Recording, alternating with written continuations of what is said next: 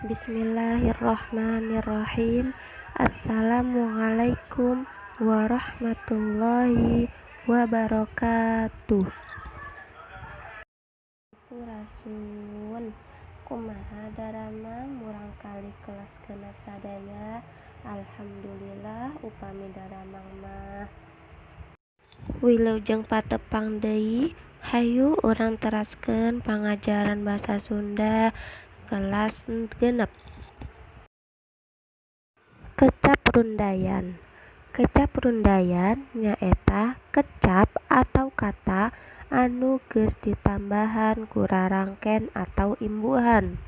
Rarangken aya 5 rupa. Hiji rarangken hareup, kadua rarangken tengah, katilu rarangken tukang, kaopat rarangken barung, kalima rarangken gabung. Anu diulik ku hideup dina ieu pangajaran nyaeta kecap rundayan anu make rarangken tengah. Rarangken tengah sok disebut oge seselan atawa infiks. Rarangken tengah dina basa Sunda aya 3 rupa.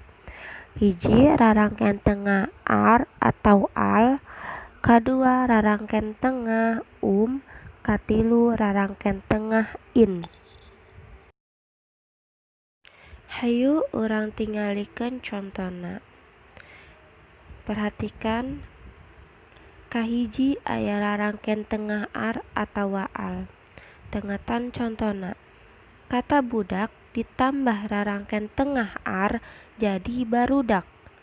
Kata mandi ditambah rarangken tengah ar jadi marandi. Kata leumpang ditambah rarangken al jadi laleumpang.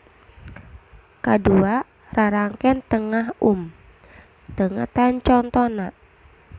Kata haseum ditambah rarangken tengah jadi humaseum.